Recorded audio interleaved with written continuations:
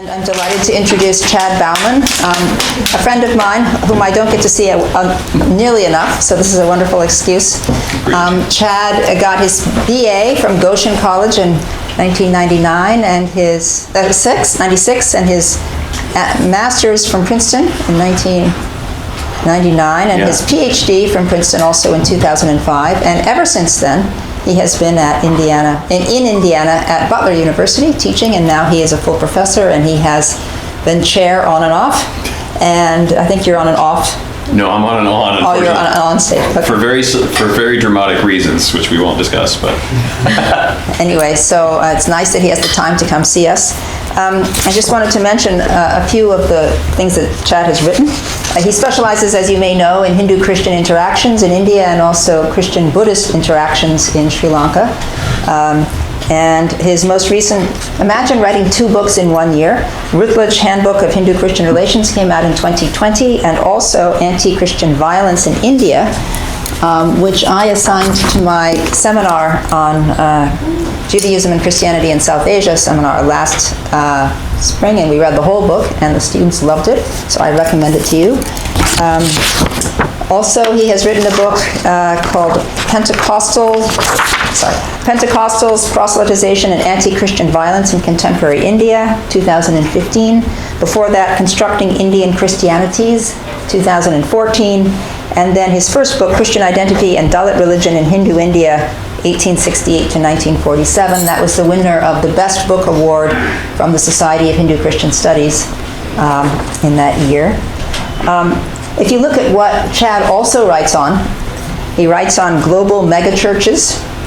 He writes on minority and majority concerns about institutional religious freedom in India.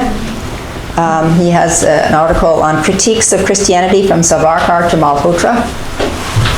He has worked on Satya Sai Baba and Satya Sai Baba's groups in the United States. Worked on immigrant Indians in the United States, South Asian Hinduism in the United States. He has worked on the concept of spirituality, saying, oh, I'm just spiritual.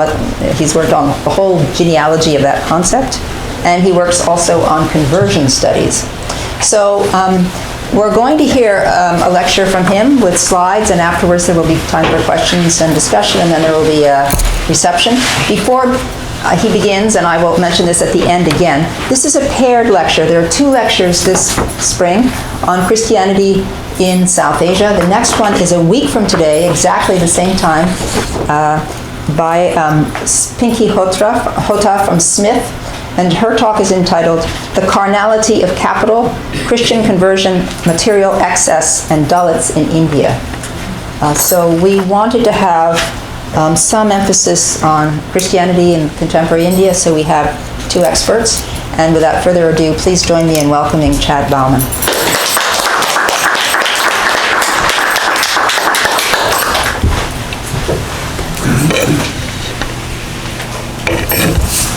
so thanks to Rachel, who made me sound a lot more accomplished than I actually am, and made a big deal out of some side projects that I did years ago. Thank you for that. But I want to begin by thanking the South Asia Institute, and especially Kathy and Rachel, for the invitation to speak here today.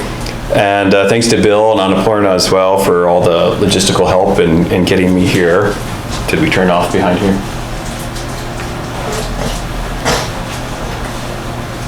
There we go. It's an honor to speak here at Columbia and the South Asian Institute, which I've long admired, and from which I've derived a lot of inspiration and support. Jack Hawley and Rachel have been incredibly encouraging colleagues from the very beginning of my career, and I'm also grateful to the Institute and probably to several faculty here, since more recently several of you continued and completed the formal education of one of my former favorite students, Quinn Clark. It's nice to reunite with Quinn as well here. So as I understand my task this afternoon, it's to provide a kind of introduction to the series of talks that the institution is sponsoring on anti-Christian violence in India.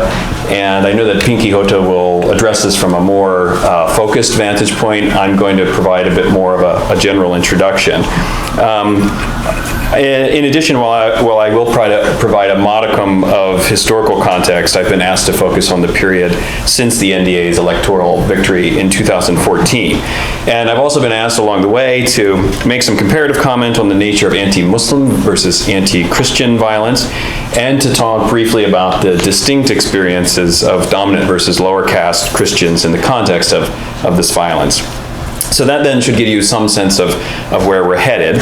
I also hope to keep things relatively short, about 50 minutes, so that we should have a half hour or so to pursue at more depth whatever you'd like to talk about. So in the period between when I was asked to give this lecture and today, the topic has become rather tragically more relevant. On January 2nd, after a year during which Sangh organizations had exploited Christian and non-Christian Adivasi tensions over conversion and reservations, anti-Christian activists attacked and vandalized church properties and Christians in Narayanpur district of the southern Butler region of Chhattisgarh. Coming full circle here in a way, because that's where I first did my research, and then Chhattisgarh has emerged as a real hotspot for anti-Christian violence.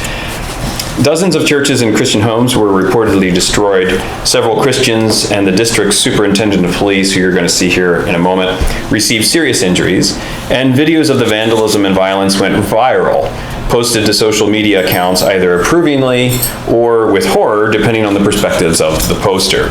So I'm going to show you a few of the videos that sort of went viral from this violence in Chhattisgarh. It's mostly chaos, but you are going to see some mild violence and one bloody police officer, but it's not too bad. So just wanted to warn you about that.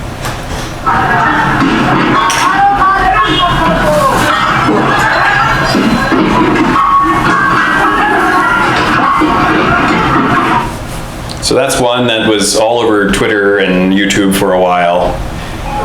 Here's the district superintendent of police holding his head after he's presumably gotten hit by something.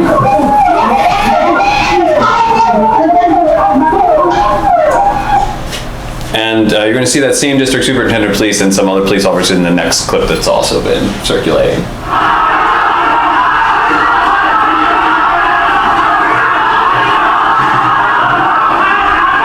This was inside the church premises.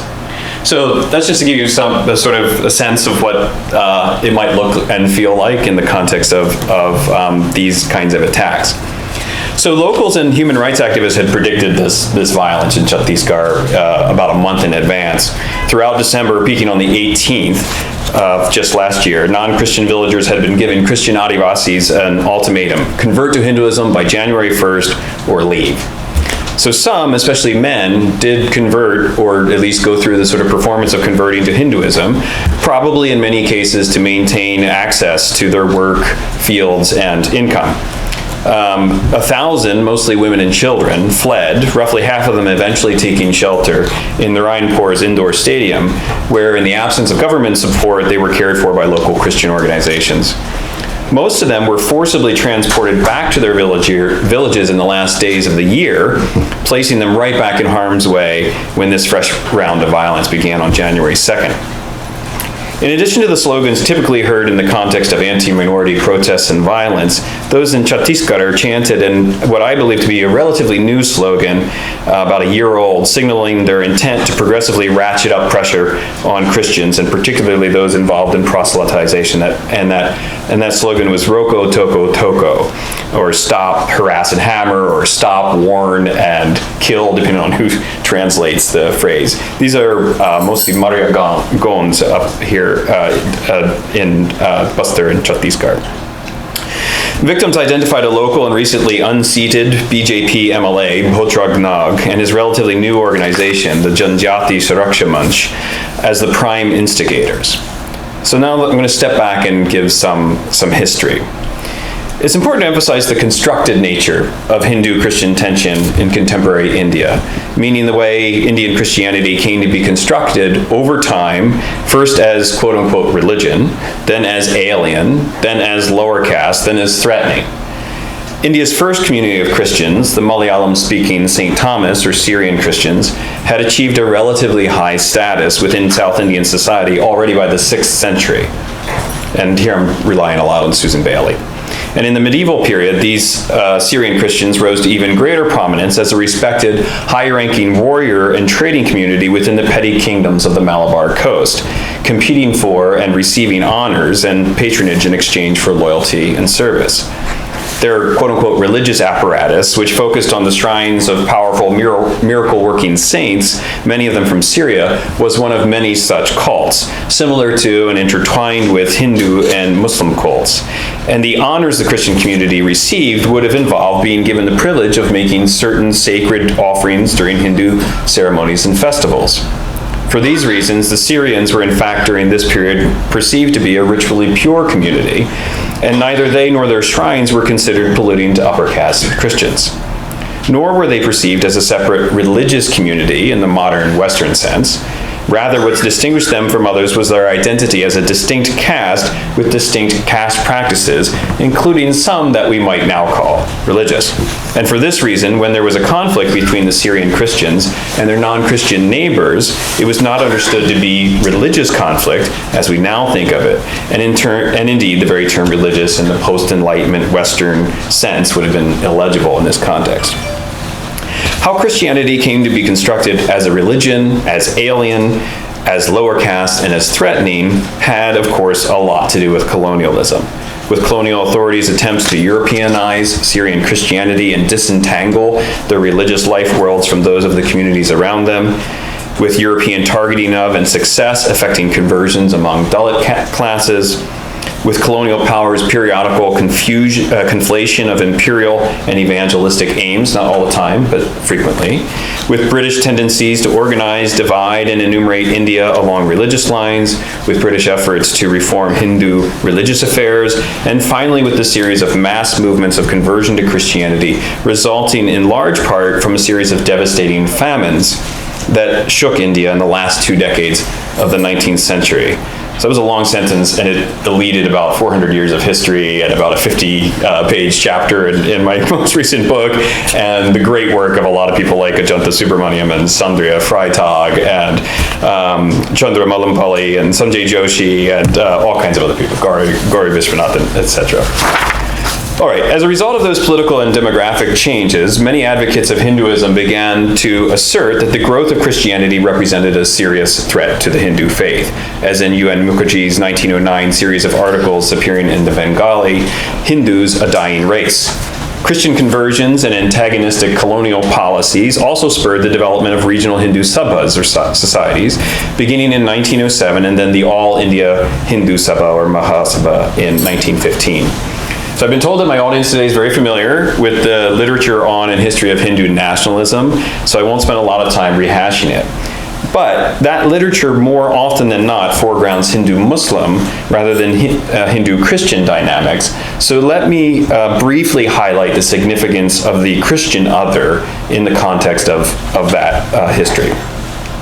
Though the Mahasabhites remained largely focused on Muslims throughout the 1920s, many continued to harbor misgivings about missionaries and the growth of Christianity, which they lumped together with Islam as a foreign faith promoting foreign loyalties. Savarkar's 1923 tract, Hindutva, Who is a Hindu, gave voice to these concerns, and of course, inspired by Savarkar's views, the Maharashtrian Keshav Baliram Hejwar founded the RSS in 1925. The RSS grew dramatically in the next decades and spawned several other important organizations. Of the many organizations associated with the Sangh Parivar, the Akhil Bharatiya Vanvasi Kalyan Ashram, founded in 1952, and the Vishwa Hindu Parishad, or VHP, founded in 1964, are particularly pertinent to the history of Hindu-Christian conflict because they were created for the precise purpose of neutralizing the influence and reversing the successes of Christian missionaries, particularly among Adivasi peoples. The Akhil Bharatiya Vanvasi Kalyan Ashram gets, I think, not given the attention it deserves because of the tendency to focus on the Hindu-Muslim conflict in the context of Hindu nationalism. And the Akhil Bharatiya Vanvasi Kalyan Ashram wasn't as active in that, but in Hindu-Christian context, they were very active. Even Gandhi, whose more ironic conception of Indian nationhood contrasted significantly with that of Savarkar and Golwalkar, became in the 1930s and 40s increasingly opposed to the work of Christian missionaries, whose success among lower caste Hindus threatened to dilute the Hindu voice and vote. Though he spoke approvingly of Christ and Christian scriptures, Gandhi publicly and repeatedly accused Indian converts of being denationalized and decried Christian missionaries' targeting of lower caste Hindus, whom he considered somewhat controversially inadequately intelligent to make their own religious decisions. Gandhi mainstreamed criticism of Christian evangelical efforts and also called the appropriateness of conversion itself into question. Gandhi's views on the topic reflect an ambivalence about Christianity in India that was and remains typical of many Hindus otherwise opposed to Sangh politics. Despite the prominence in public discourse of the perceived Muslim threat to the integrity of India during and after partition, traditionalist Hindu organizations continued to voice concern about Christian missionary work among lower caste Hindus and Adivasi peoples during the Constituent Assembly debates of 1946 to 50, in the course of which a constitutional ban on conversion was unsuccessfully proposed. And conversion remained a live issue into the next decades, during which a number of state-sponsored reports on Christian missionary work appeared, the most famous of which was the Christian Missionary Activities Inquiry Committee Report, better known as the Niyogi Committee Report, which was sponsored by the Madhya Pradesh state government. The report confirmed the fears of opponents of Christianity by alleging, in an exaggerated fashion at best, that the Christian population was growing by leaps and bounds, that the Hindu population was declining rapidly, and that Christian missionaries sought not only converts, but also the establishment of an independent Christian state along the lines of Pakistan. The report recommended that foreign missionaries focused on evangelism be sent home, and laws be drafted that would prohibit conversion by, quote, force, fraud, and inducement, or allurement. And this latter recommendation inspired a series of anti-conversion laws that are still making news, with the first being established in Odisha in 1967. There's now these laws in 7 Indian states. Though the putative Muslim menace remained the primary concern of most Hindu nationalists in the 20th century, it is clear that apprehensions about Christianity never faded completely from view. Then the late 1990s brought increased attention to India's Christians and the work of Christian missionaries, in part because anti-Christian rhetoric began to gain more traction in Sangh Parivar organizing, likely as the result of globalization, the denationalization of the Indian economy, and the perceived loss of national sovereignty in the wake of increased foreign investment in India.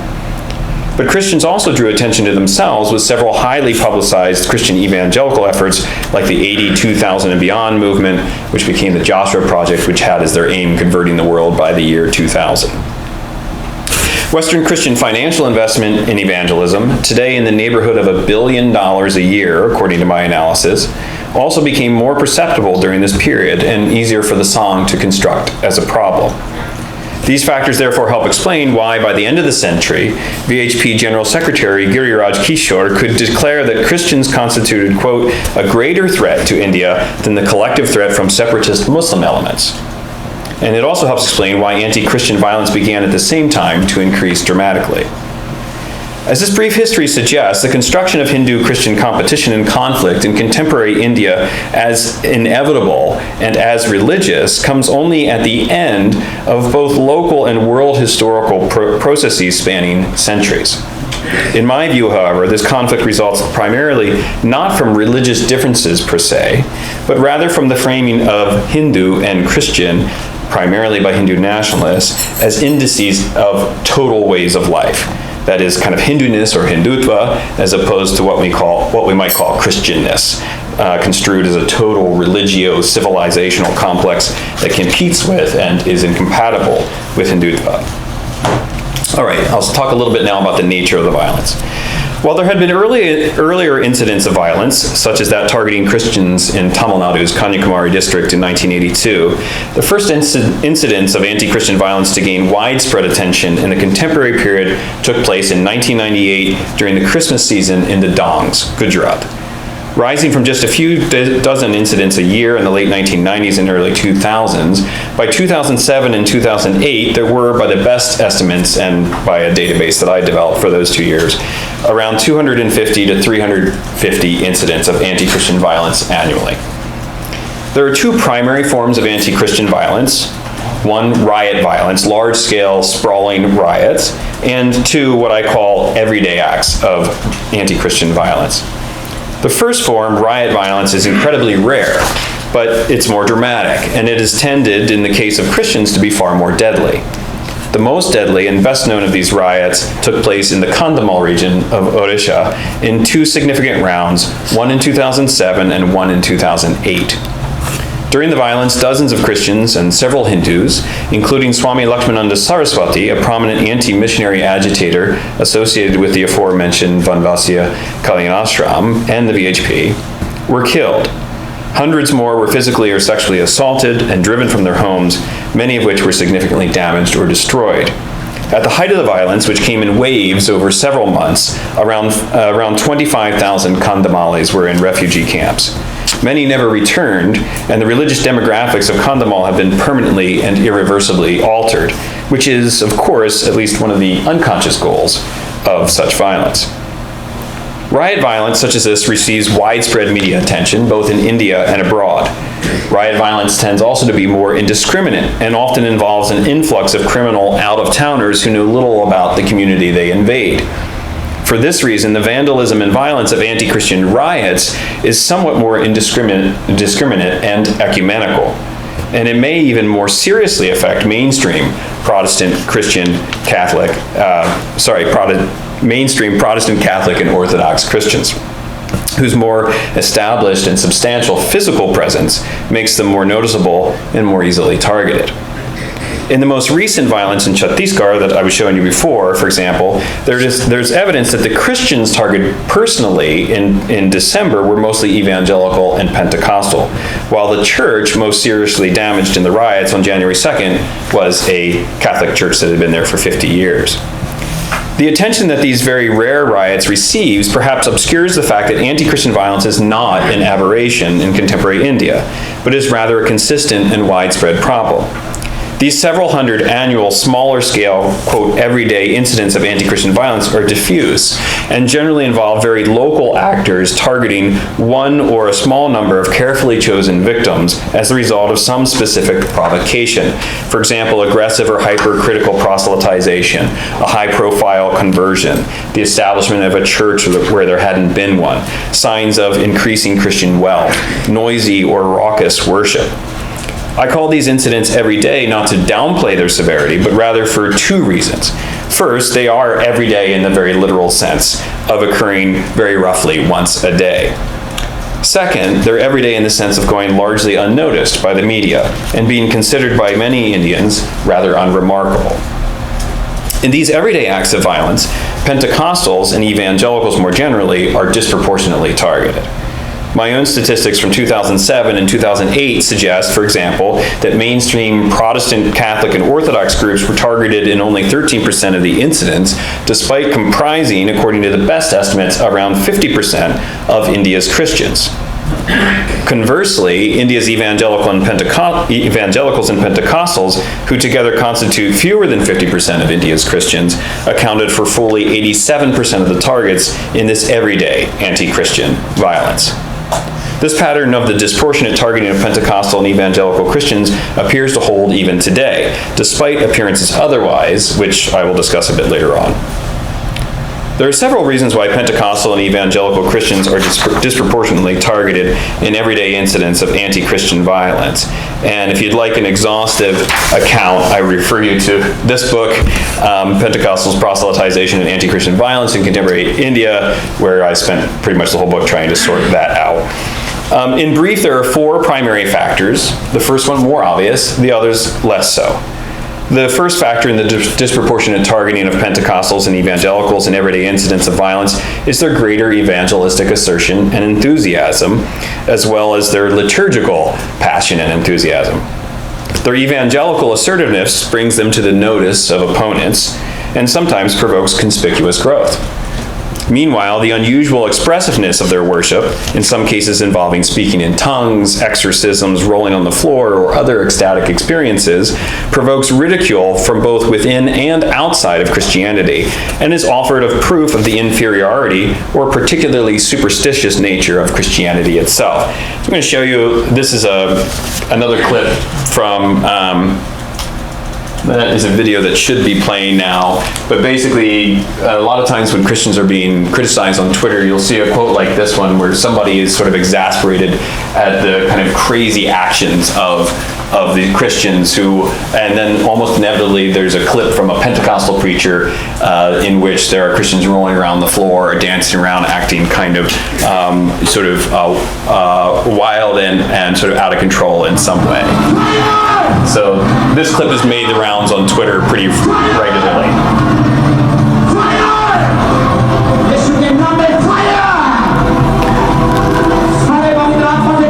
Okay, so that kind of sort of image is used to sort of prove that Christianity is it's a ridiculous religion that only complete duped and ignorant people could possibly embrace. A second factor in the greater presence and participation, a second factor in the targeting of evangelicals and Pentecostals is the greater presence and participation of marginalized and vulnerable peoples, especially women, Dalits, and Adivasi peoples, in both the worship and leadership of Pentecostal and evangelical churches, which brings upon them the approbation and scorn of individuals and communities committed to the maintenance of old gender and caste hierarchies, including, notably, some Christian individuals and communities. A third reason is Pentecostals and evangelicals' countercultural posture, by which I mean their tendency to demonize Indian culture as non-Christian and to present conversion, rhetorically if not in actual fact, as a radical rupture, an absolute rejection of what came before.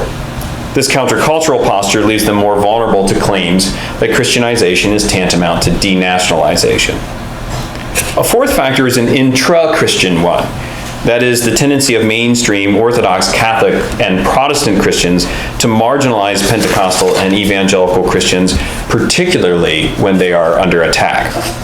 This marginalization is rooted in mainstream Christians' desire to insulate themselves from the violence experienced by Pentecostal and evangelical Christians, but it is facilitated as well by certain prejudices that mainstream Christians hold against Pentecostal and evangelical Christians.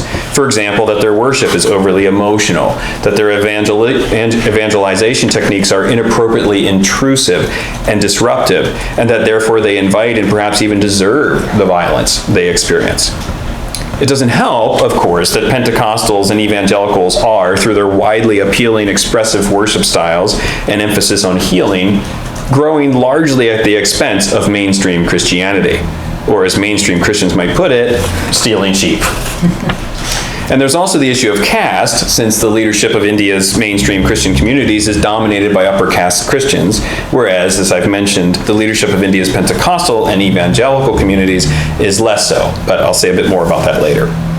In short, Pentecostal and evangelical Christians are already less able to respond to incidents of violence because of their independence, that is, their lack of the kind of large-scale denominational networks that mainstream Orthodox, Catholic, and Protestant Christians enjoy.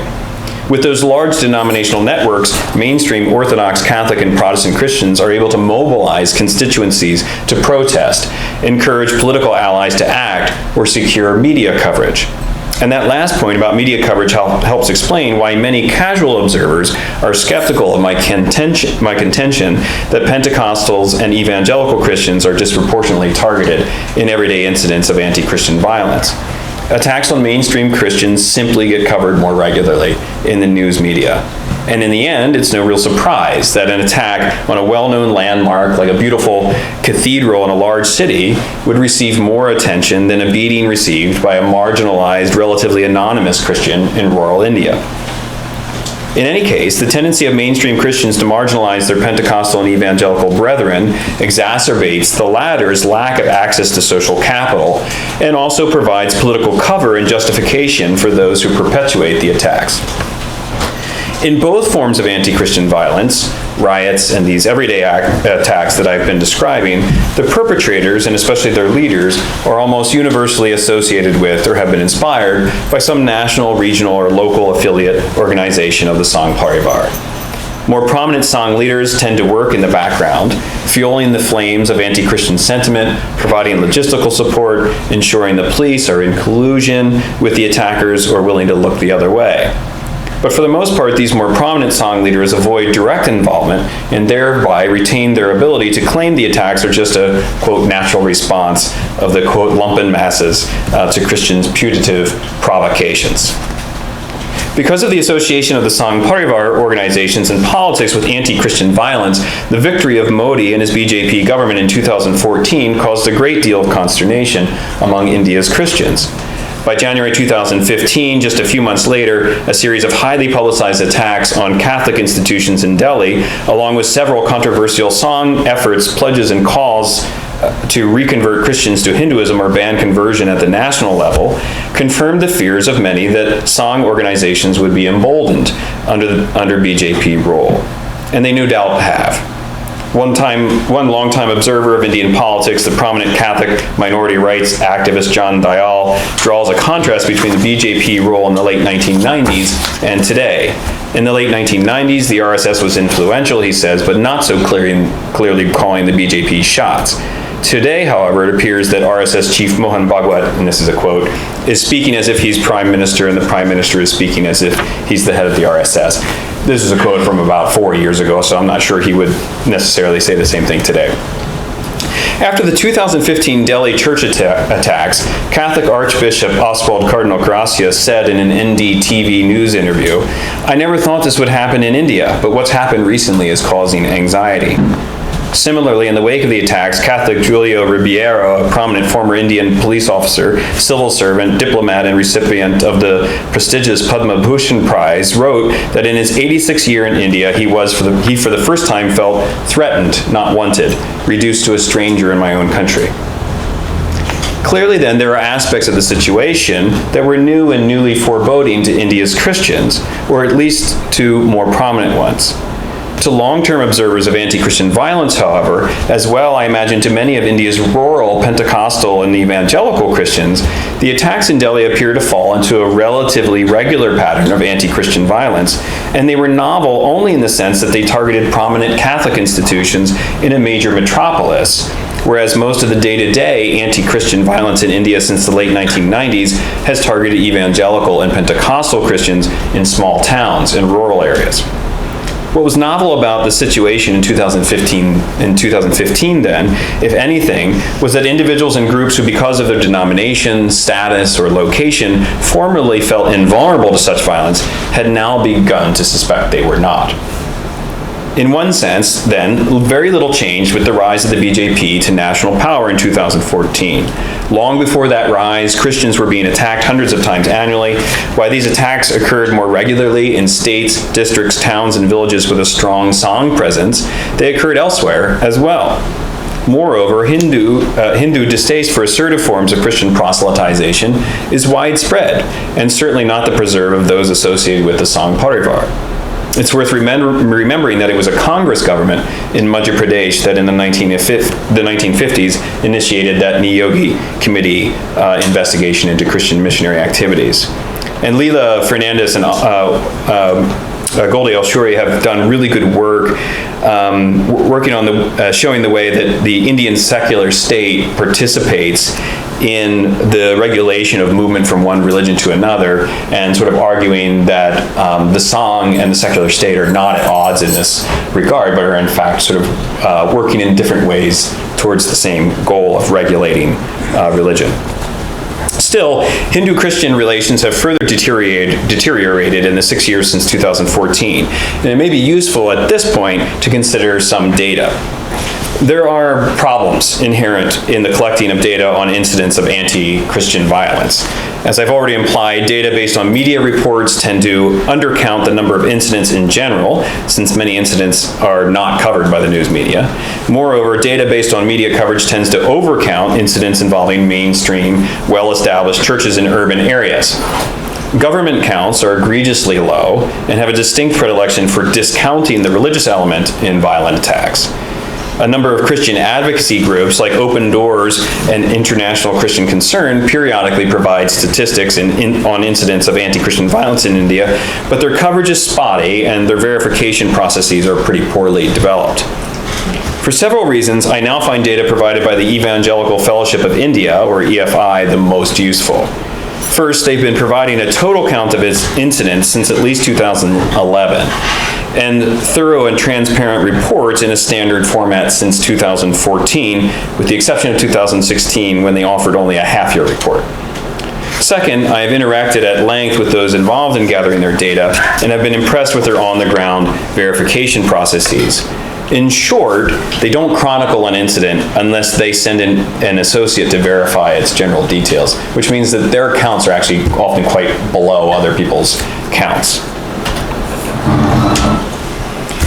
If we look at their data from 2011 until 2021, which is what you see here, we find evidence to support the assertion of many Indian Christians that the regularity of incidents of anti-Christian violence has increased significantly, actually nearly 3.5 times, between when the BJP-led NDA coalition first took power in late 2014 until the end of 2021. We also see, incidentally, I find it curious and interesting, that COVID lockdowns appear to have had a perceptibly suppressive effect, but may have also produced a kind of post-lockdown surge in attacks. Another question worth exploring is whether the BJP-led NDA coalition's role has had any discernible effect on the location or concentration of incidents of anti-Christian violence. And here the evidence is more mixed. On the screen now you see a table indicating the 10 states with the largest, well, some of you can't even see that right, and I apologize, it's quite small, but you see a table indicating the 10 states with the largest number of incidents of anti-Christian violence for each of the years between 2014 and 21. And the table is, again, drawn from EFI data. In recent years, Uttar Pradesh has recorded by far the largest number of incidents among Indian states, and in most recent years, it accounts for a fifth to even more than a quarter of total incidents. Given the fact that it is India's most populous state, with 17% of India's population, along with its location in northern India where the song is most powerful, the fact that it would be among the states with the highest number of incidents is not terribly surprising. What is surprising, however, is the fact that it rose from 7th place in my data set from 2008, that's on the left side, to first place a decade later in 2018, and that now it so far outpaces any other state in terms of raw numbers. And I'm skipping over a section here where I was going to talk about how Christians interpret this with reference to Adityaнаth, but I'm happy to not be talking about Adityaнаth in the presence of an expert, so we'll just move on for the sake of time. The raw number of incidents per state only tells part of the story, however, because raw numbers do not account for the significant variation in India's state populations.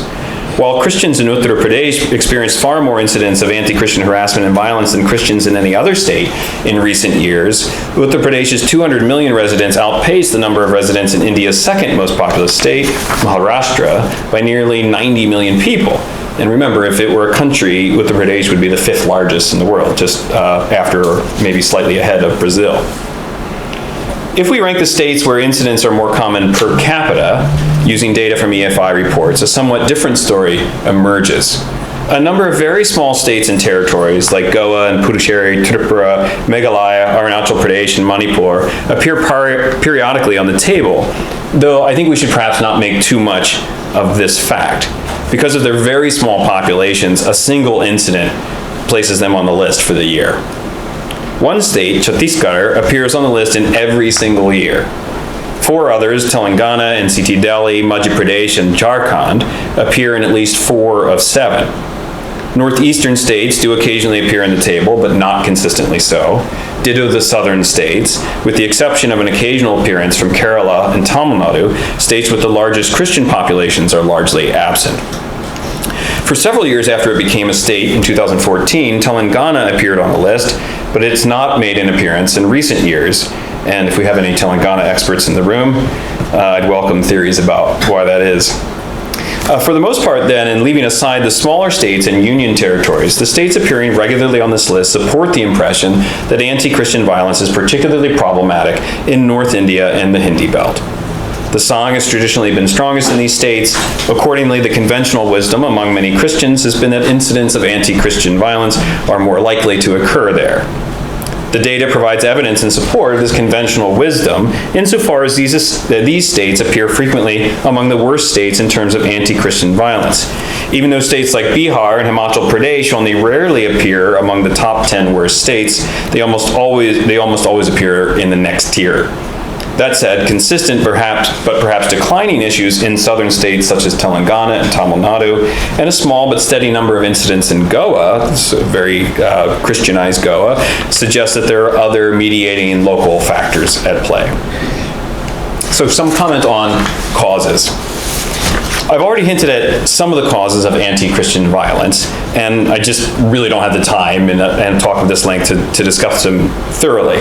Still, I think it might be useful to provide a kind of catalog of significant factors which we can unpack in the Q&A if anybody's really interested. It's worth confessing that I rather like multi-causal theories, and am convinced that they are closer to the truth than those that try to identify the single most important factor in anti-Christian violence. My work then has tended to add or complicate the list of factors rather than strive for theoretical parsimony. The political entrepreneurship of Sangh leaders is clearly one important factor. It's in the interest, or so it is believed, it's in the interest of Sangh politicians to pit adherents of India's indigenous religions against its so-called foreign faiths, in an effort to bolster Hindu unity and increase Hindu support for the Sangh. Some have even argued that the reason Sangh politicians shifted their attention somewhat towards Christians in the late 1990s was because of declining returns on their anti-Muslim activities after Ayodhya. The data on whether anti-Christian activity actually improves the Sangh's electoral performance is mixed. Analyses I've conducted with sociologist Tamara Leach found that it often had the opposite effect, that there'd be a kind of a backlash against Sangh politicians if there was violence in a region. Still, we did find that violence is more common in areas with Sangh political leadership, and Nilai Sai and Stuti Manchanda have shown that anti-Christian violence is far more likely in districts and states with anti-conversion laws in place and enforced. A second obvious factor is the aggressive nature of some Christian evangelism and the massive sums of foreign money that flow into India, along with the expectation that such financial support will produce results in the form of conversions. While these factors do not justify violence, particularly when they transgress no laws, they are provocative in the context of a country whose predominant religions are largely, though not universally, non-proselytizing. And the fact that many Hindus, not otherwise predisposed towards anti-minority harassment or violence, find evangelism uncouth, mutes the social condemnation of those who respond to that provocation of aggressive evangelism with violence. A third significant factor in anti-Christian violence is anti-Dalit prejudice. It's widely known that a significant proportion of India's Christians, particularly outside of Kerala, come from Dalit and Adivasi communities. While Christian missionaries and evangelists working among Dalit and Adivasi groups, both past and present, no doubt taught them quite a bit about the particularities of Christian theology, what such missionaries often foregrounded, and what Dalit and Adivasi converts often heard most clearly, was the Christian assertion that all peoples were equally worthy of respect and dignity. As Gyan Pandey has indicated, Dalit conversion to Christianity was often conversion to the modern, and it connects to something I'll say here in a little bit as well. From the perspective of those who invested in India's old hegemonies, then, Dalit and Adivasi conversions represent not only a numerical and political loss, but also a kind of rejection of older systems of rank and privilege.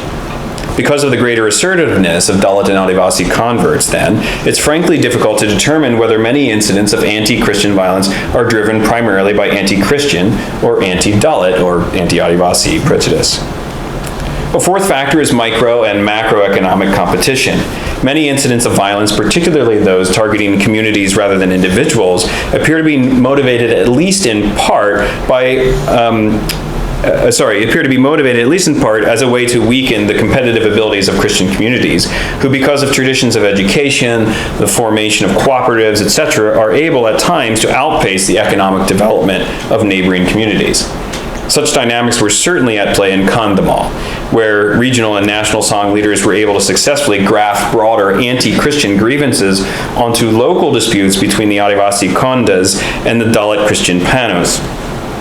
Macroeconomic competition brought about by globalization is also a factor, as Lancy Lobo has argued, and I do not consider it a coincidence that anti-Christian violence began to spike in the 1990s, a decade during which the forces of economic and cultural globalization began to have particularly perceptible effects in India. A fifth factor that I spent much of time in this most recent book that Rachel mentioned advancing is the association of Christianity with peculiarly Western varieties of secular modernity.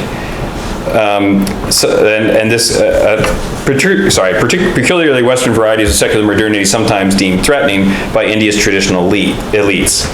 It's clear enough that India is not a nation of Luddites. It is certainly not anti-modern in any consistent fashion. But there are certain aspects of modernity that do threaten older hierarchies and hegemonies in India, just as they do elsewhere, including here in the United States. These aspects often provoke a reaction from those benefiting from and committing to those older hierarchies and hegemonies. The putative foreignness of Christianity, then, is related in part to the presumption that it carries with it these peculiarly post-Enlightenment Western forms of secular modernity, such as the separation of church and state, religious freedom, social and gender equality, merited rather than ascriptive status, human rights, and all the rest. Particularly modern conceptions of equality, merited rather than ascriptive status, and human rights are perceived as threats to traditional Indian gender and caste hierarchies. And I hope and really expect that Pinky Hota, in her talk in a week, will talk about this a little bit, because she's shown really persuasively the way that the ability of Dalit Christian women to get ahead economically makes them particularly vulnerable to discrimination and violence. Meanwhile, Western conception of secularism, separation of church and state, and religious freedom are rightly deemed to portray a distinct, parochially, post-Enlightenment, Western and competing conception of religion itself, dependent as these ideas are on ideas rejected or at least downplayed in traditional Indian conceptions of religion, chief among them the privacy and portability of religious faith and the presumption that religions include uniquely and universally salvific truth, which people must be free by extension to embrace. And I'm going to skip over part of this talk where I trace that kind of conflation of Christianity and what we might now call sort of Western secular modernities all the way back to Golwalkar. In Hindutva ideology from Savarkar, and especially Golwalkar forward, then Christianity and these trappings of what today we might call Western secular modernities are portrayed as inextricable one from the other, such that Christians in India serve as a convenient proxy for the venting of frustrations with these particular aspects of Western secular modernities. This dynamic does not explain all anti-Christian sentiment and violence, but it helps account, in my view, for some anti-Christian sentiment. It might also help us explain the occasional targeting of Christian schools, cooperatives, women's self-help groups, and human rights advocacy fora from which non-Christians often benefit substantially, and which one would therefore reason should be immune from anti-Christian attacks. So a comment on anti-Muslim versus anti-Christian violence. It's on this point that I just articulated, the conflation of Christianity with kind of Western secular modernities, that I think the difference between anti-Muslim and anti-Christian violence is most drastic and tangible. The Sang's critiques of Islam and Christianity are similar in many ways. Both are framed as representing a civilizational, political/religious complex which threatens that of India, which is identified as its Hinduness by those who espouse the Hindutva ideology. The reputations of Islam and Christianity are both similarly sullied by the history of their adherents' rule in India. Both religions are portrayed as menacingly expansionistic, though while Christians are condemned for their proselytizing and the alleged allurement of their educational, medical, and other social service institutions, Muslims are more regularly accused of trying to expand their religious numbers through violence, or through the imagined strategy of love jihad, or through the ostensibly strategic encouragement of calculating the high fertility rates. Though Muslims may be accused, as they advocate for themselves, of glomming on to notions of modernity and human rights perceived by some as Western, they are certainly not linked as clearly as Christians are with Western secular modernities. Muslims are accused of espousing a threateningly competing ideology, but this ideology is portrayed as essentially anti-modern, insofar as it is presumed to reject women's rights, promote the use of violence to spread or enforce the faith, and refuse to tolerate other faiths. If there are differences in the ideological underpinnings of anti-Christian and anti-Muslim violence, there are also differences in its nature.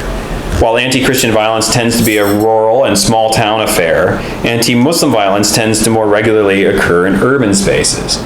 And while sexual violence occurs in both contexts, until recently, it seemed to me far more central to anti-Muslim than anti-Christian violence. The rape, torture, evisceration, and murder of pregnant Muslim women, for example, such as that found in some of the larger-scale anti-Muslim riots, has not in the same way characterized anti-Christian violence. I was just talking to Rachel beforehand and saying that your next speaker, Pinky Hota, has me rethinking this kind of general assertion a little bit, because she has started to illuminate some of the ways in which sexuality and gendered violence and sexual violence targeting women has become more prominent in anti-Christian violence since Kandahar. So I do think we may be seeing a shift there. All right, finally, another important difference is scale. Anti-Muslim violence is far more common than anti-Christian violence in India. In fact, relative to the size of the two countries' respective populations, there are fewer recorded incidents of anti-Christian violence in India than there are incidents of anti-Muslim hate crimes recorded by the FBI in the United States in any given year. And of course, the number of anti-Muslim hate crimes in the US is far fewer than the number of anti-Semitic hate crimes. And we can unpack these numbers a little bit in the discussion if you'd like to, but the comparison remains striking. By the way, when I am quoted approvingly by supporters of Hindutva, it's when I say that. That's the one thing that people seem to like, that sort of pointing out that there are some, there are some issues in the United States as well. All right, upper and lower caste Christian experiences compared. I've also been asked to briefly compare the experiences of upper and lower caste Christians in the context of India's anti-Christian violence. Earlier, I argued that it's often difficult to disentangle anti-Christian and anti-Dalit violence. Because of this, the experience of lower caste and Adivasi Christians do differ significantly from those of their higher caste Christians. Higher caste Christians are far less likely to experience incidents of anti-Christian violence than their lower caste and Adivasi counterparts. There are several mutually reinforcing reasons for this, and the first is just simple social capital. Higher caste Christians have more of this protective currency in general than lower caste and Adivasi Christians. The second has to do with politics. Higher caste Christians are far more likely to align themselves with Sangh politics, in part because of the dominant caste orientation of those politics. In the context of anti-Christian violence, then, higher caste Christians are less likely to advocate for the victims and far less likely to criticize the Hindus who engage in or justify it. They are in fact quite likely to criticize the Christians attacked for somehow inviting or bringing it upon themselves. At both the national and local level, then, higher caste Christian communities are perceived as less of a threat both to the Sangh's political projects and to older hierarchies and hegemonies. A third related reason has to do with the greater willingness of higher caste Christian communities, as Sonia Thomas has so deftly illuminated, to accommodate and assimilate to prevalent Hindu and dominant caste forms and norms, whether in their sartorial customs, their political advocacy, their marriage ceremonies, their religious rituals, or their disinclination towards proselytization. Remember that the earliest St. Thomas Christians maintained their high social status not only by not avoiding, but by actively competing for temple honors and the most prestigious roles in temple festivals. In contemporary India, Dalit Christians have been far more suspicious of these kinds of accommodations and of efforts, for example, to Sanskritize Indian Christian liturgies because they have recognized that such accommodation is to a social and religious order that privileges dominant caste communities. Similar issues have reemerged in Adivasi convert communities, which often refuse to pay for or participate in village rituals after their conversion, and which are therefore perceived by non-Christian Adivasis as a threat to the integrity and success of the village itself. These issues were salient in both the Dong's violence in 1998 and the current violence in Chhattisgarh, and to a somewhat less significant degree in Kandahar. We are obviously in the realm of generalities here, and it's important to provide a caveat. Everyday incidents of violence, as I've suggested earlier, are far more targeted and generally affect carefully chosen victims, who, for all the reasons articulated earlier, tend in most cases to be Dalit or Adivasi.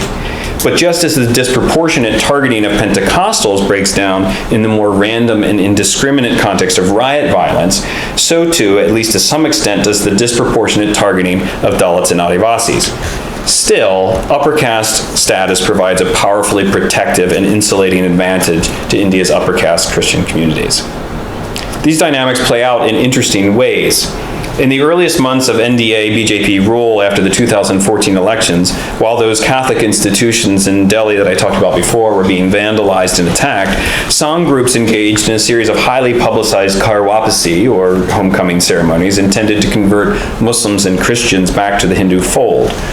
Praveen Togodia, a firebrand leader of the Vishwa Hindu Parishad, declared that in fact all Indian Christians and Muslims had originally been Hindu, but had been lured away through acts of coercion and enticements of various kinds.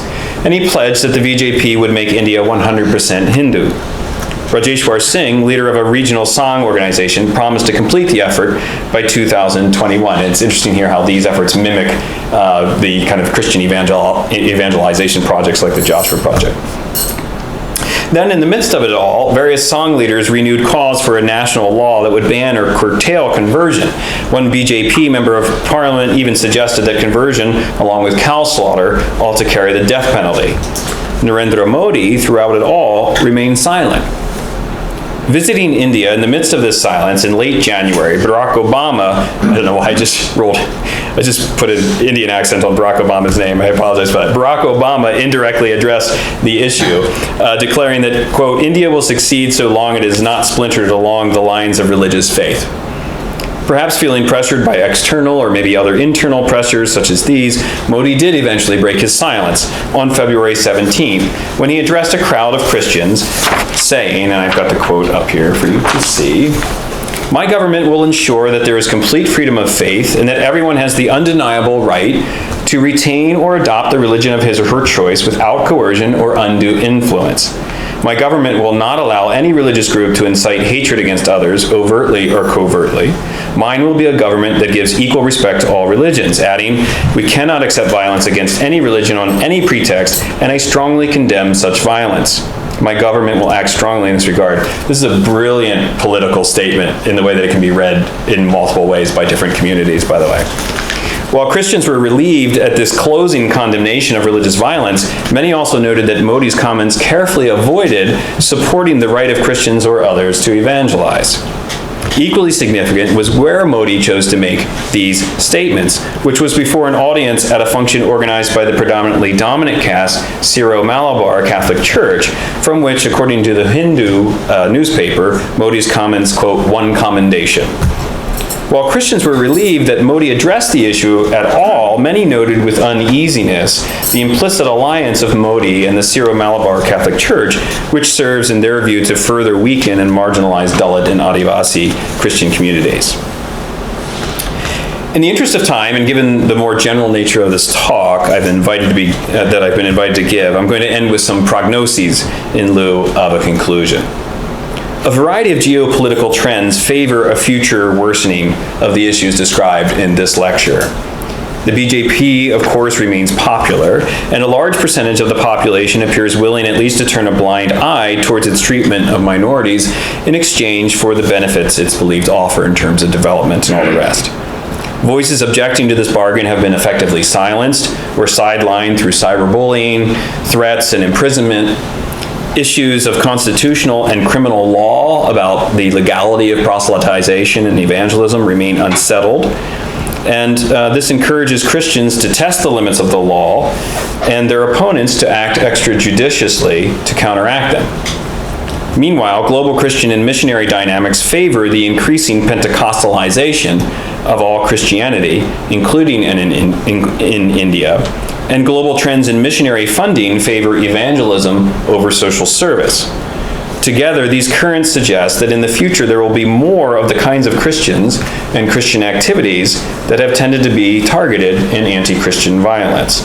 which is not the same thing as saying, I emphasize, that Christians deserve or are responsible for it. That's a much more complicated matter.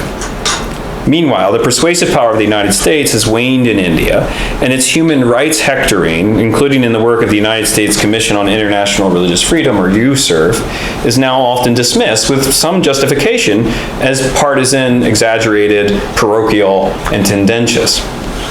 I therefore think that things are likely to get worse before they get better, though I'm not a particularly skilled futurist. And history has shown me to be wrong in the past. So it may be that at some point, either under this government or some future one, the political winds will change in ways that disincentivize engaging in anti-minority activities, and we'll see a decline. And I think I'm pretty much out of time, so I'll stop there. Thanks.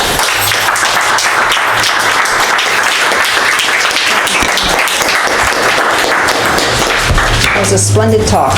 And have you ever heard somebody so carefully say, I've been asked to do this, I've been asked to do this? Really delivered on everything. I think we have about 25 minutes for questions. So, who would like to begin? Yes. Stand up. Very nice talk. I learned a lot. Thank you so much. I have this, probably erroneous impression from some family members that the Pentecostals and Evangelicals were less into education as a project with their converts and so on, compared to what you call mainstream Catholics and Protestants. And so to that extent, you mentioned at one point that in Kandhamal, Christians being more educated and being able to get ahead relative to the community played a role. But at the same time, you also say that most of the violence is directed at the evangelical groups. So I was just wondering about some reconciliation of those two. Thank you. So yes, they are definitely less focused on social service, the provision of social services, than Catholic, Orthodox, and other Protestant communities. Part of that is because of their emphasis on healing. That's a major emphasis in Pentecostal belief and practice. And in my estimation, it's the most prominent reason why non-Christians first encounter Christianity and first consider converting, is because they've experienced some sort of healing. Or perceive themselves to have experienced some sort of healing at the hands of a Pentecostal or evangelical preacher or miracle worker. Now, how many of them stick around is another question, but that first encounter, I think, is very frequently about healing. So yes, they definitely emphasize education less. But at the same time, Christians of all stripes do have an inclination of forming educational institutions. So even the Pentecostals get involved in this, and they are suspicious of the kind of Catholic institutions because of denominational reasons and theological differences. So they will, if they gather enough numbers, they will establish their own schools. But more importantly, they do seem to be very willing to form cooperatives. And in Kandhamal in particular, it seems to me that it was those cooperatives that allowed the Panos to essentially circumvent the normal trading processes over which the local dominant caste communities had control. And so one of the likely explanations for why the dominant caste Orias were involved in this violence and kind of seemed to have been encouraging it in some ways, the violence between the Adivasi Khandas and the Dalit Pana Christians, is because the Christians were able to circumvent some of these old trading hierarchies because of their cooperatives. So they were basically sort of leaping over those Oriya middlemen and going directly to suppliers and buyers, etc. So yes, I think you're absolutely right that historically we've seen the educational stuff come largely from Catholic institutions, so much so that even secular schools call themselves St. Mary, St. Joseph, parochial school, even if they're, run by Hindus, right? Because there's a prestige in that kind of Catholic identification. Thank you very much. That's a fascinating talk. If you'll forgive me for a naive question, since so many of the evangelicals are either Dalits or Adivasis, what do they ever reach out to other Dalits or Adivasis for help? I mean, Yeah. or do the Hindu Adivasis and Dalits feel a special sympathy for them, or has there been some kind of a mental block against this kind of thing? Excuse me. Yeah, it's a good question. One would think that you could reach out across caste lines to counter some of the discrimination and harassment of Dalit Christians. And there are signs that it happens, and there are activist Dalit groups that do sometimes work broadly with Christian, non-Christian, Hindu, Muslim groups and try to bring them all together. And in the wake of the riots in Kandhamal, there were several pretty prominent interfaith organizations that were Dalit in their orientation or Adivasi in their orientation in terms of their advocacy that did seem to have a bit of an effect. But one of the problems with Pentecostal, well, I shouldn't frame it as a problem, one of the realities of Pentecostal and evangelical Christianity is that it's schismatic and sectarian. That's sort of the definition of evangelical and Pentecostal Christianity. You follow your own conscience, and when you feel called, you abandon your church and you start a new one. So there's just a constant centripetal kind of action that's just spinning groups out all the time and prevents the kind of larger networking and larger alliances that you might think would be beneficial. And there again, that kind of tendency of Pentecostals to perceive of Pentecostal faith as apart from and against local culture also prevents what would seem like a natural kind of alliance of Dalits across religious divides, because you can't really cooperate with those other Dalits because they are anti-Christian or demonic, right? Just by their very definition.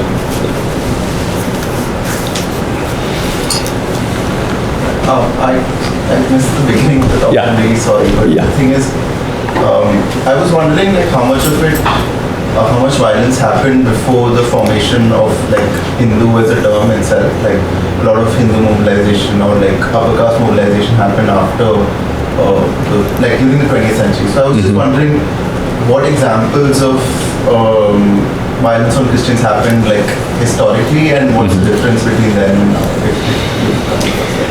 Yeah, so I in the part that you missed, I made a joke about it leading over 4 centuries, and in those 4 centuries between, let's go back even farther. So there's not a lot of evidence of violence between Hindus and Christians who conceived of themselves as members or adherents of a different religion in the centuries between the 4th century, say, and the 15th century.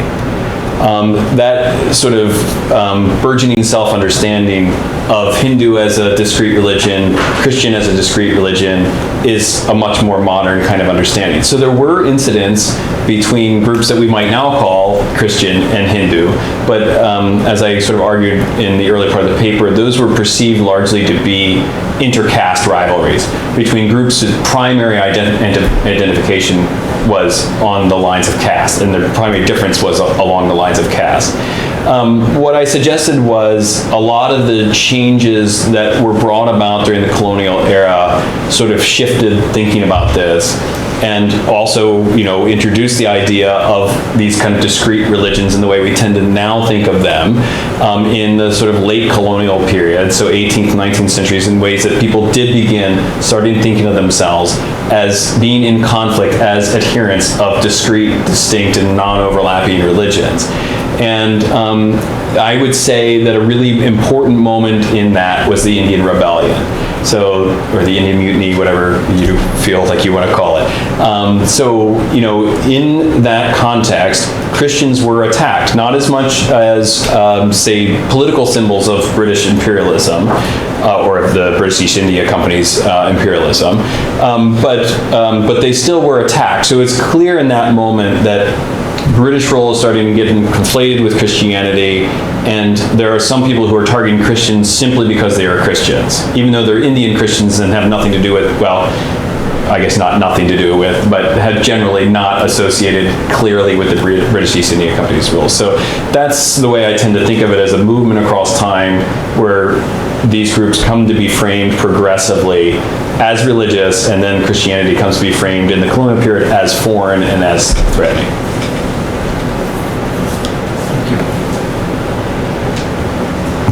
I'll let Rachel decide. Yeah. Okay, let's, This is multiple hands. I don't know, yes, So- and then Quinn, and then Lenny, and then Zara, My question is that and then David. violence is based sometimes on religious terms, sometimes it's for economic terms. Do you see violence against Christians in India increasing or decreasing based on economic terms, like pure jealousy between communities? Instead of like religious competition? I think it's really hard to disentangle these factors, and one of the arguments I make is that trying to get at whether intergroup violence is quote unquote really, you didn't say this, right, but I'm creating a caricature here, right? Whether it's really religious or really economic or really political, in some ways buys into a Western post-Enlightenment kind of Christian way of thinking of religion as distinct from these other realms. And I honestly think one of the important vectors of tension and conflict is that in Hindutva, the separation of those things is rejected. There is a notion that it's right and proper that Hindu is a civilizational construct or a kind of cultural construct, and not merely this kind of narrow thing we might, from a Western post-Enlightenment kind of perspective, call religious. So I do think it's really hard to disentangle that. Like the political, the economic, and the religious kind of go hand to hand. Whether, in terms of the broad argument, I say they are all factors. I think one has to look really locally, and I think it depends on the particular conflict. In Kandhamal, I think it was very clear, and in the Dongs as well in 1998, I think in both these contexts, it was very clear that part of the issue was economic competition, and the Christian Adivasis in the Dongs and the Christian Dalits in Kandhamal were getting ahead for a variety of reasons. That created economic competition. And I adopt a constructivist approach to this, right? I don't think that religion causes violence, but I do think that violence gets framed as religious when it suits the purposes of people engaged in that violence. And I think what happened in Kandhamal was twofold. On the one hand, more regional and national Sangh leaders saw an opportunity to take this sort of grand narrative of Hindu-Christian conflict and impose it down to the village level or the district level there in Kandhamal. At the same time, the Khandas, who were in economic competition with the Panos and who worried that things were going to get even worse because the Pano Dalits were trying to get reclassified as scheduled tribes so they wouldn't lose their reservations when they converted to Christianity. So that was a major tension. Also was a tension here in Chhattisgarh. The Khandas probably were mostly concerned about economic competition, but it served their purposes to invite in and link up with the regional and national sort of Sangh politicians who framed it in this more civilizational Hindu-Christian conflict because it brought them resources and support from outside of their little region. I mean, Kandhamal is it's not a very highly populated place. It's almost just a series of villages. There's just not really large cities in the area. So that's how I kind of think of it, that on the one hand, you can't distinguish these. On the other hand, people will link these things together if it serves their purposes, which it did in these major altercations. This was great. Thank you for this. When I think about anti-Muslim violence in Hindu nationalist ideology, for whatever material or political or even affective reasons there may be, there seem to be these really hyper-specific historical moments that take on a mythological quality. Yeah. Maybe the most prominent, the idea of Babur destroying the Ram Temple. The Manan Ahmad wrote a book about the idea of Muhammad bin Qasim of the Umayyads entering India through the northwest.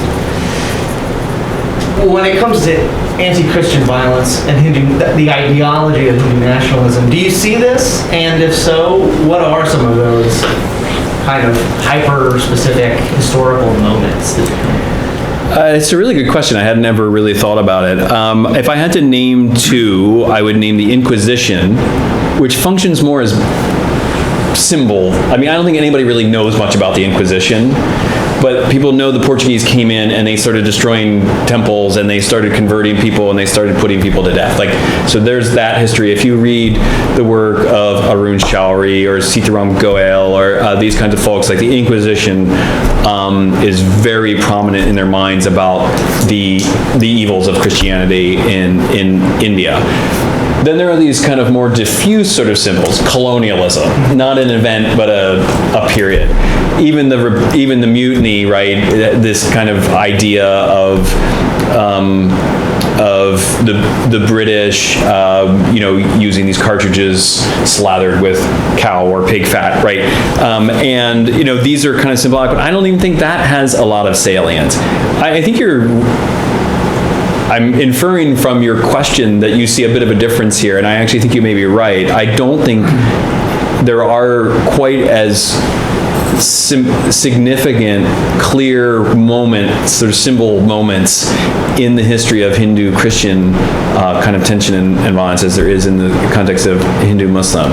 There's not a space, right? Ayodhya, the Babri Masjid was this clear space you could target. That was problematic according to the view of Hindutva folks. But I don't think, there's nothing really like that with Christianity.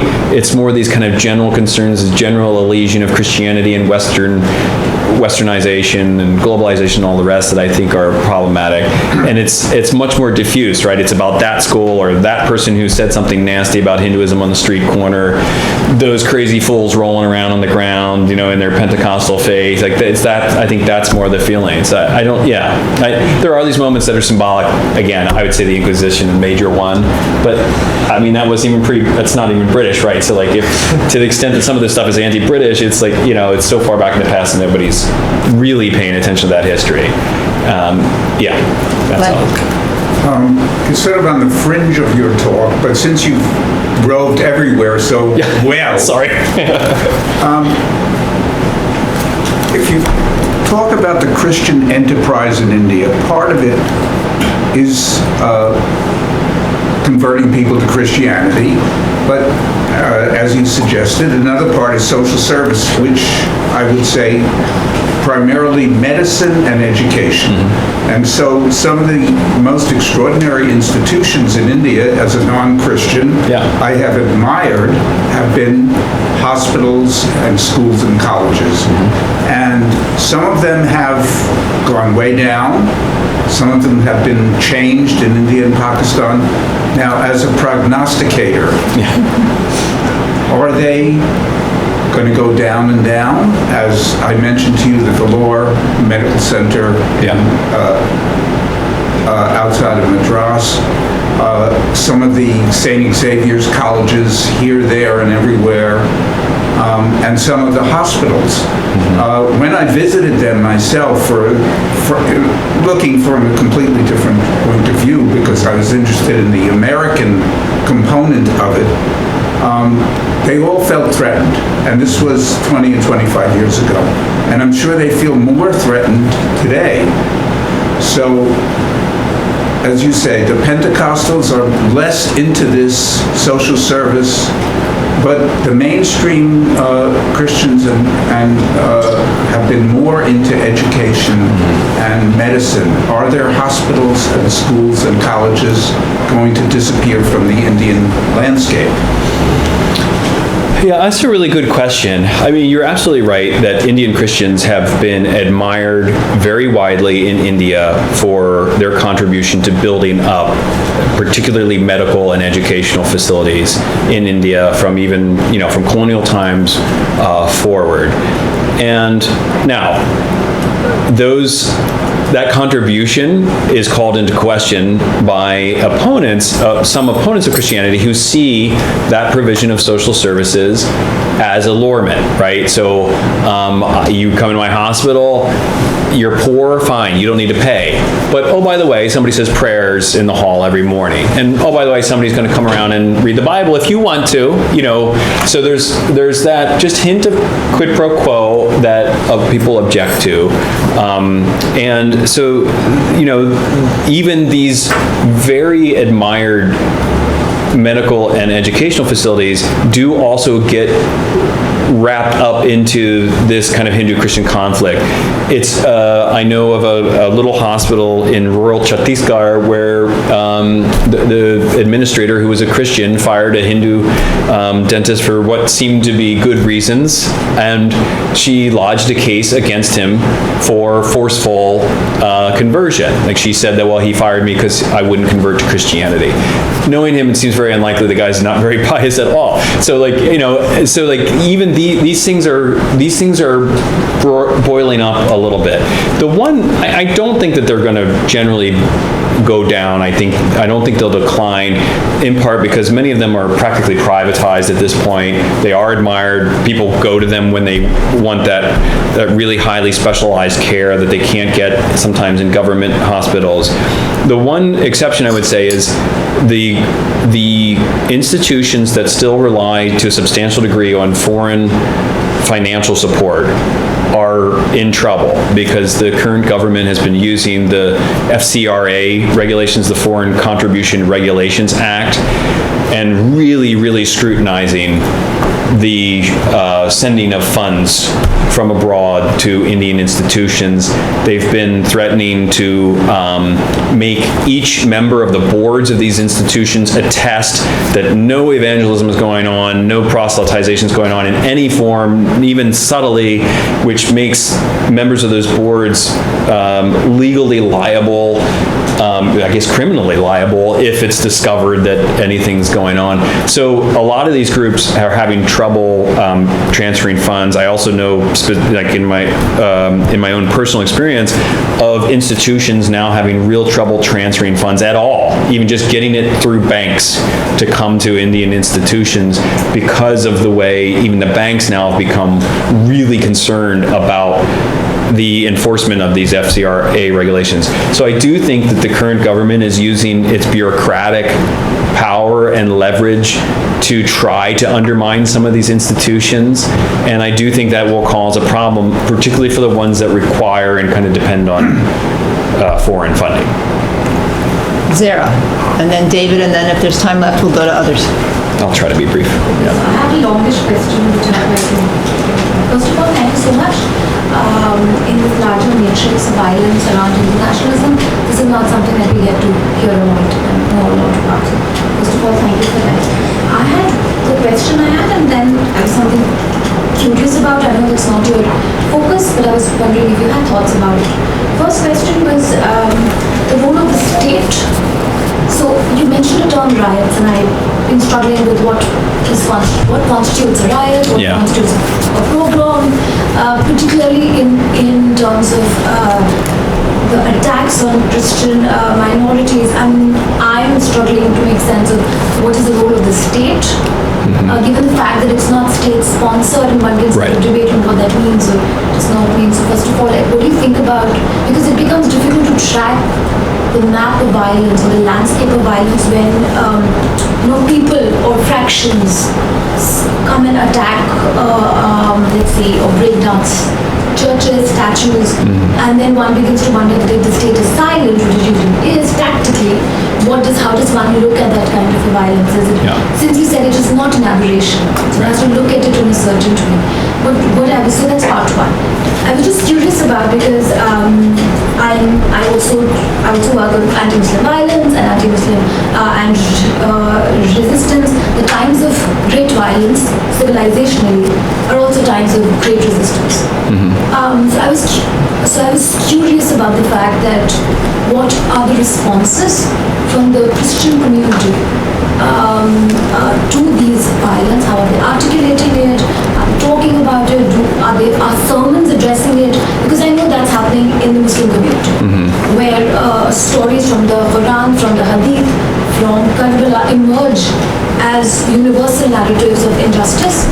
and sort of seen as questions of ethical injustice other than the fact that India or Indians is a constitutional right that Christians had. I know that's not your focus, but I was just wondering if you had some thoughts about it. Thank you. Yeah, the riot versus pogrom stuff's complicated. I will tell you that the main reason I use riot instead of pogrom is simply because I've tried really hard in doing this work to write in such a way that I might get heard by people who would generally not be sympathetic to the story I'm telling. And one of the ways I've done that is by trying to stay away from words that would, that sort of would set them off, basically, right? So in one sense, that's why I do it. In another sense, I'm maybe not being honest, right? Maybe I should be more forceful. This is always the sort of choice I'm trying to make in the language that I use for these same things. It's the same thing I try to say sort of radically Hindu nationalists inclined towards violence as opposed to Hindu nationalists in general, because there are Hindu nationalists who wouldn't support violence directly anyway, right? So like those are some of the issues I'm thinking about there. What's the role of the state? It's been largely silent, particularly now. When you had a Congress rule, of course, they understood it to benefit them to make a big stink about this violence as a way of embarrassing their political opponents. So you hear a lot more about it when the violence happens under, say, a Congress government or some other government that's not aligned with the BJP. The police situation is a really critical one. The police are very often in cahoots with the attackers. So like a really common pattern in the everyday forms of violence is that a group of people will go attack a pastor, a preacher, a group of evangelists, or even a small church.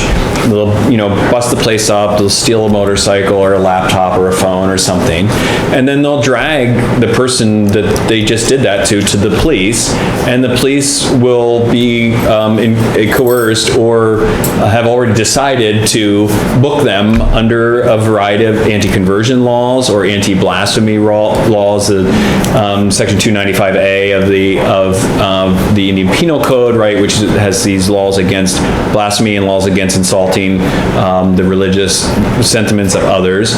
So groups will get attacked and then taken to the police station, where you would hope they would get some sort of justice. Instead, the police are used to further that harassment.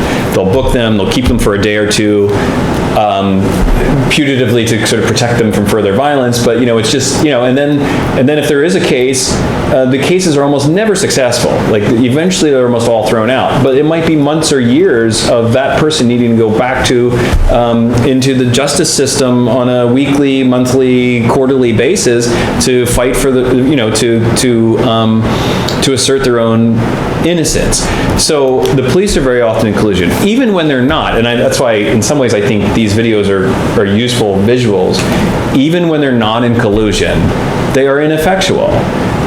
These police were there, right? They were there and just in the most ineffective way possible trying to stop the rioting.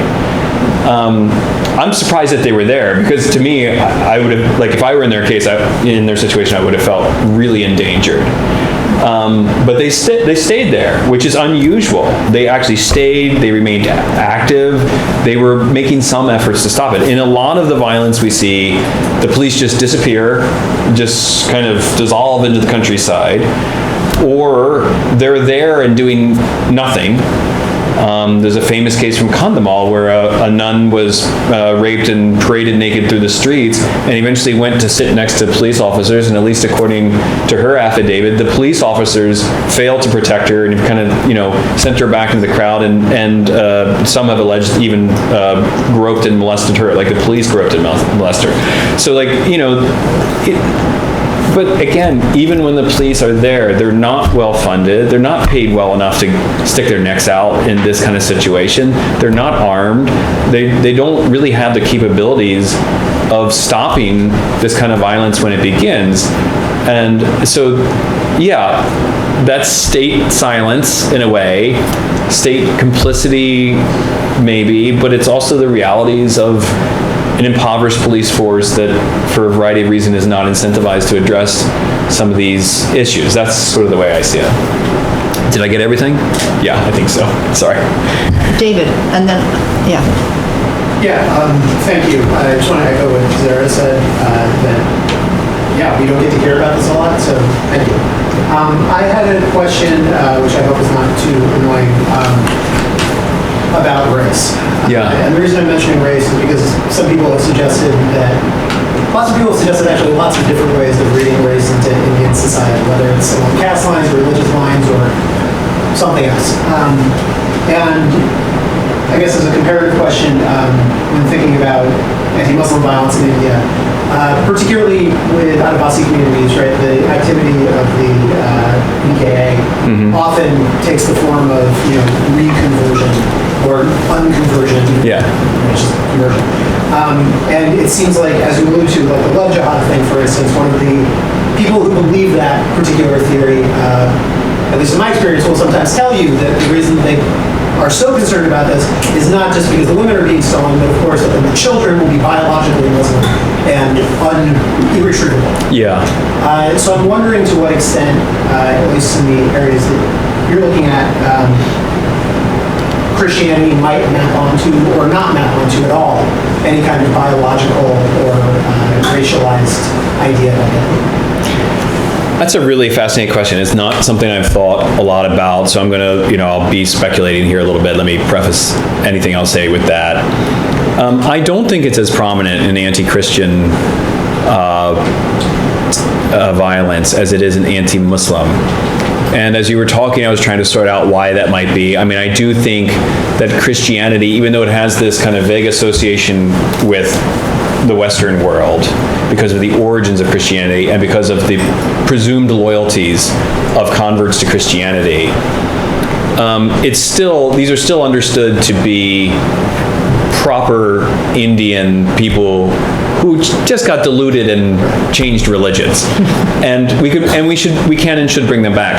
I do think with Islam, you've got a bit of more of a sense that this is a kind of a racial other with some association with the Middle East and places like Afghanistan, Pakistan, and that therefore, that kind of what you might call ethnic or kind of racial difference is more prominent in the way that people think about Muslims and in the way they think about Christians. That's my initial instinct.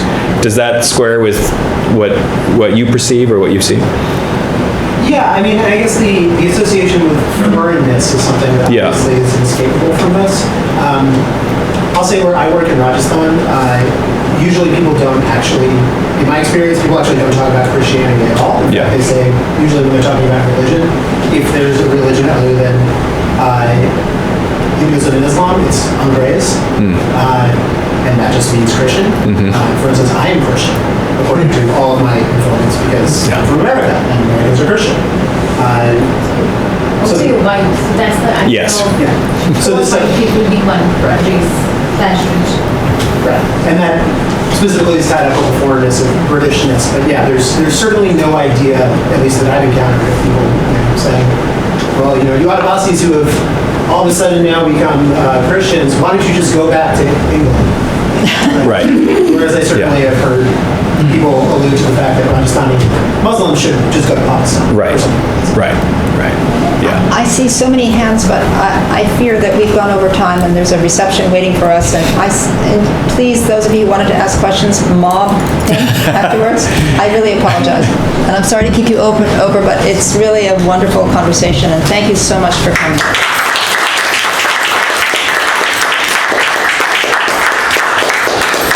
So there is apparently some libations and food in the opposite room. So please join us.